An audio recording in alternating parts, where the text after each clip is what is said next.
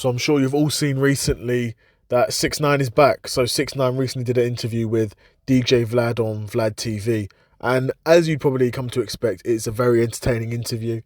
6ix9ine talks on a ton of issues that are particularly relevant to him. Of course, the time when him and his security team apparently fought Trippie Redd. Of course, stealing the Gummo beat.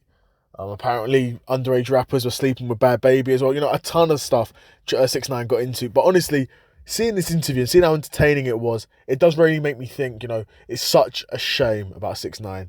Such a shame that he snitched. Obviously, he snitched. He felt like he did what was best for him. But honestly, man, if he didn't snitch, he could have been up there, bro. He was on a generational run before he snitched, right? He dropped 2 great albums. The one album he made by himself had a few good songs on it, but the album where he had all those features with Lil Baby, Young Thug, Tory Lanez, that album was just amazing. Honestly, that album was just so good. So many bangers. Gunna, like, some great tunes on there. But of course, since then, 6ix9ine did snitch, and he basically took all his momentum out of his career from that. Hasn't been able to have a big song like that, and the quality of his songs as well haven't been, you know, as good as those initial songs were in those first 2 albums. Some would say his music was never particularly high quality, and I do hear that. I mean, I enjoyed some of his songs. Enjoyed the one with A Boogie and Fetty Wap. Enjoyed the one with Gunna. Enjoyed the ones with Lil Baby on those albums. They're good songs. Like, there are a few good songs that 6ix9ine made. But yeah, yeah, a very interesting interview.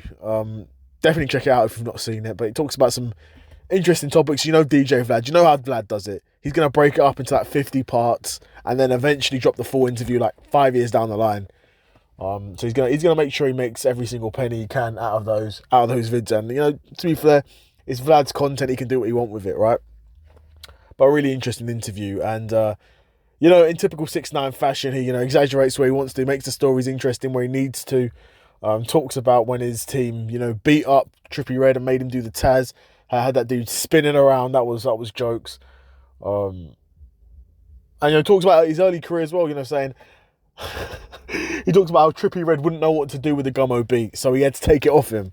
So, yeah, it's, you know, it's just funny stuff like that with 6ix9ine. But, yeah, I'd be curious to know what you guys thought of that interview. And do you think 6ix9ine can make a comeback? Probably not. In all reality, probably not. But stranger things have happened in the world of music. He was, you know, wearing a wig. A very, very bad wig. Very weird wig. It was a lot better when he just had, you know, his normal hair and he just dyed it. I mean, you know, that's more acceptable. That's more normal than what he was doing before with the, or what he's doing now with those wigs and all that stuff. That's a bit crazy to me. But yeah, curious to know what you guys think of 6ix9ine. Do you think he can make a comeback, or do you think his career's pretty cooked and he's just trying to stay relevant whichever ways he can? Be curious to know what you guys think in the comments below. Another episode of the Seth Solo Side Quest in the bag, and I'm out. Peace.